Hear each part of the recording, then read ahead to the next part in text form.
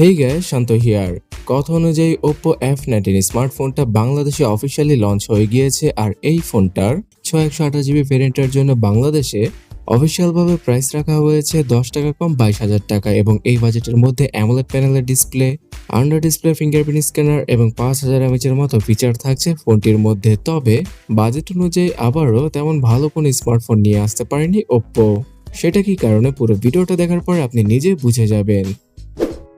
As a offline device Oppo F19 স্মার্টফোনটার সাথে আপনারা বক্সের মধ্যে পেয়ে যাবেন ইয়ারফোন, তার সাথে 33 ওয়াটের চার্জিং ব্রিক, সিম ইজেক্টর টুল, USB Type-C ডাটা কেবল এবং একটি টিপিও কেসও ফ্রিতে প্রোভাইড করেছে Oppo। সাথে তো ডিভাইসটি থাকছেই। Oppo সবসময় অনেকটা হালকা এবং পাতলা স্মার্টফোন বানানোর জন্য বিখ্যাত। তো এই Oppo F19 স্মার্টফোনটার ওজন হচ্ছে গিয়ে 175 গ্রাম এবং 5000 mAh এর ব্যাটারি থাকা সত্ত্বেও ফোনটা অতটা ভারী মনে হবে না আপনাদের কাছে। আর এখানে ভারী না হওয়ার একটা বিশেষ কারণ হচ্ছে গিয়ে ফোনটার পেছনে পলিকার্বনেট অর্থাৎ প্লাস্টিকের ব্যাক প্যানেল থাকছে। আর এই ফোনটার পেছনের লুকটা অনেকটাই গ্লসি টাইপের। পেছনে থাকছে ট্রিপল ক্যামেরা সেটআপ আর ফ্ল্যাশ লাইট। ফিঙ্গারপ্রিন্টটা পাওয়া যাবে ফোনটার ডিসপ্লের মধ্যেই। আর এখানে ডিসপ্লে হিসেবে 6.43 ইঞ্চির একটি অ্যামোলেড প্যানেলের ডিসপ্লে ইউজ করেছে Oppo, যেমনটা কিনা আমরা রিয়েলমির স্মার্টফোনও দেখে থাকি। তো এই ডিসপ্লেটার উপরে আর সাইডে তেমন কোনো বর্ডার না থাকলেও নিচে পাওয়া যাবে বড় একটা চিন এরিয়া। আর এই ডিসপ্লেটাতে সর্বোচ্চ 800 নিটসের পিক ব্রাইটনেস পাওয়া যাবে এবং নর্মালি 430 নিটসের পিক ব্রাইটনেসটা অফার করতে পারবে এই ডিসপ্লেটা। তো সানলাইটে তেমন বেশি একটা প্রবলেমে পড়তে হবে না ডিসপ্লের ভিজিবিলিটি ইস্যু নিয়ে। তাছাড়া ডিসপ্লেটিতে থাকছে ফুল এইচডি প্লাস রেজুলেশন এবং এখানে 409 পিপিআই ডেন্সিটি থাকায় শার্পনেসে তেমন কোনো ঘাটতি পাওয়া যাবে না। তবে বর্তমানে ট্রেন্ড অনুযায়ী ডিসপ্লেতে হায়ার রিফ্রেশ রেট ইউজ করলে আরও কিছুটা বেটার হতে পারত। তো ডিসপ্লে ঠিকঠাক থাকলেও এখানে পারফরমেন্সগত ক্ষেত্রে অনেক দুর্বল একটা প্রসেসর ইউজ করা হয়েছে বাজেট অনুযায়ী। স্ন্যাপড্রাগন 662 আপনারা পেয়ে যাবেন ফোনটার মধ্যে, যেটা কিনা শুধুমাত্র 11 ন্যানোমিটার থ্রেডে তৈরি করা একটা অক্টাকোর প্রসেসর, যার গ্রাফিক্স হিসেবে সেই পুরনো অ্যাড্রিনো 610 রয়েছে। তো গেমিং এর ক্ষেত্রে বাজেট অনুযায়ী এই ফোনটা একদমই না কেনার জন্য আমি আপনাদের আহ্বান করছি। এর রিজনটা হচ্ছে গিয়ে পাবজিতে 30 FPS এর উপরে আপনারা আউটপুট পাবেন না, অর্থাৎ স্মুথ প্লাস এইচডি সেটিংসে খেলতে পারবেন পাবজি গেমটি। আর শুধুমাত্র তাই নয়, কল অফ ডিউটির মতো গেমটিও কিছুটা মিডিয়াম গ্রাফিক্সে রেখে খেলতে পারবেন আপনারা। তবে ফ্রি ফায়ার গেমটি অনায়াসে খেলা যাবে, কিন্তু প্রসেসরটা অতটা পাওয়ারফুল না হওয়ার কারণে ফ্রেম ড্রপ অথবা ল্যাগের দেখা পাওয়া যেতে পারে।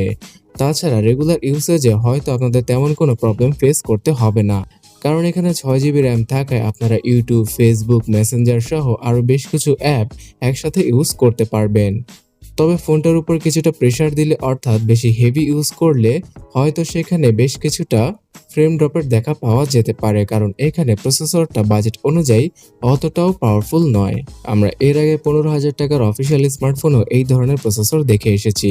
আর শুধুমাত্র তাই নয়, Oppo F17 স্মার্টফোনটাতেও এর আগে ব্যবহার করা হয়েছিল এই সেম এসওসিটি।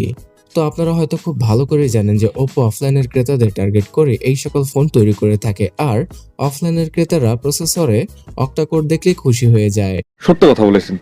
তো তাদের কথা মাথায় রেখে Oppo আবারও স্ন্যাপড্রাগন 662 এর সাথে এই নতুন একটি স্মার্টফোন লঞ্চ করলো বাংলাদেশে।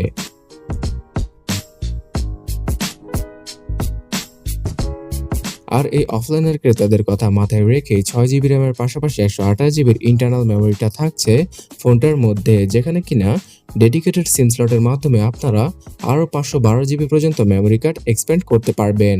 সফটওয়্যার হিসেবে স্ন্যাপড্রাগন 662 এর সাথে অ্যান্ড্রয়েড 11 আর ColorOS 11.1 এর ওএসটা পাওয়া যাবে আউট অফ দ্য বক্স, অর্থাৎ আপনারা লেটেস্ট সফটওয়্যারের সাথেই পেয়ে যাবেন Oppo F19 স্মার্টফোনটা, যেখানে কিনা বেশ কিছু ফিচার আর তুলনামূলক কম ব্লোটওয়্যারের দেখা পাওয়া যাবে।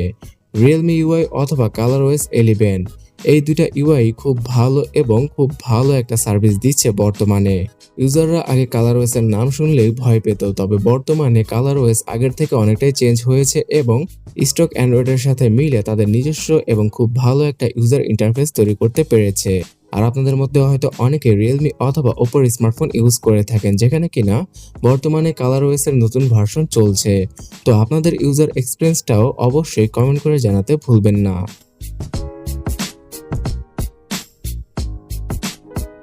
ক্যামেরা সেকশনে অনেক বড় একটা কস্ট কাটিং করা হয়েছে Oppo F19 স্মার্টফোনটাতে। এই ফোনটাতে আপনারা কোনো আলট্রা ওয়াইড ক্যামেরাই পাবেন না, অর্থাৎ 22,000 টাকা দিয়ে একটি স্মার্টফোন কিনবেন আর সেখানে একবারে না হলেও একটি 8 মেগাপিক্সেলের আলট্রা ওয়াইড ক্যামেরা দরকার ছিল সবারই।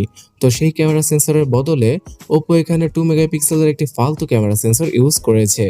তবে মেইন সেন্সরটা নিয়ে আপনারা হ্যাপি হতে পারেন, বিকজ এখানে 48 মেগাপিক্সেলের f1.7 যুক্ত ক্যামেরাকে ইউজ করা হয়েছে, যেটা দ্বারা বাই ডিফল্ট 12 মেগাপিক্সেলের ছবিগুলো ক্যাপচার করা যাবে। অর্থাৎ পিক্সেল বিনিং এর মাধ্যমেই এই 12 মেগাপিক্সেলের ছবিগুলো ক্যাপচার করতে পারবেন আপনারা। তবে প্রো মোড থেকে অবশ্যই 48 মেগাপিক্সেলের হাই রেজলিউশনের ছবিগুলো ক্যাপচার করা পসিবল। তার সাথে 16 মেগাপিক্সেলের সেলফি ক্যামেরা পাওয়া যাবে ফোনটার ফ্রন্টে, যেখানে কিনা f2.4 এর অ্যাপারচারটা থাকছে। আর এই জন্য লো লাইটে হয়তো তেমন ভালো একটা রেজাল্ট পাওয়া যাবে না। আর আপনারা হয়তো অনেকেই জানেন যে Oppo এর আগে তাদের ক্যামেরা অপটিমাইজেশনের ক্ষেত্রে হিউম্যান ফেসকে একদম বিউটিফিকেশনের মাধ্যমে এলিয়েনের মতো তৈরি করে ফেলতো। তো সেটা এখন অনেকটাই সলভ করেছে তারা। আপনারা যদি বিউটি মোডটা অফ করেও ছবি তুলেন, তারপরও আপনাদের চেহারাকে কিছুটা হলেও স্মুথ করবে Oppoর এই ক্যামেরা অ্যাপ। তো এই ক্ষেত্রে যদি আপনারা পারেন তাহলে খুব ভালো একটা জি ক্যাম অর্থাৎ স্টেবল একটা জি ক্যামকে ইনস্টল করে দেখতে পারেন। সেটা দ্বারা অবশ্যই হাজার গুণে ভালো পিকচার তুলতে পারা যাবে এবং পিকচারে যথেষ্ট পরিমাণে ডিটেলস আর ডাইনামিক রেঞ্জটা বজায় থাকবে। আর ভিউয়ার্স, আপনারা হয়তো জানেনই যে Oppo সবসময় বলে থাকে তারা ক্যামেরা সেগমেন্টের স্মার্টফোনই সবচেয়ে বেশি তৈরি করে থাকে, কিন্তু 22,000 টাকার একটা স্মার্টফোনে 4K রেকর্ডিং এর সাপোর্টটা আপনারা পাচ্ছেন না। সর্বোচ্চ 1080p রেজলিউশনে 30 fps এর ভিডিওগুলো শুট করা পসিবল হবে Oppo F19 স্মার্টফোনের ফ্রন্ট আর ব্যাক ক্যামেরা দ্বারা।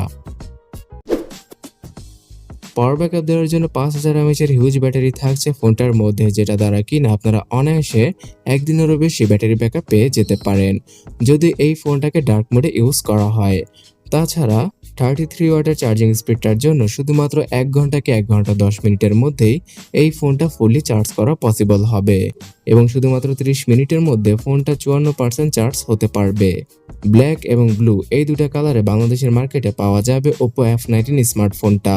আর এই ফোনটাতে Oppoর অন্যান্য সকল ফিচারগুলো থাকছে, যেমন single loud speaker, 3.5mm headphone Jack, wifi, Bluetooth 5.0, GPS, FM radio ইত্যাদি ইত্যাদি। তবে F19 স্মার্টফোনে কোনো সেকেন্ডারি নয়েজ ক্যান্সেলেশন মাইকে ইউজ করেনি Oppo।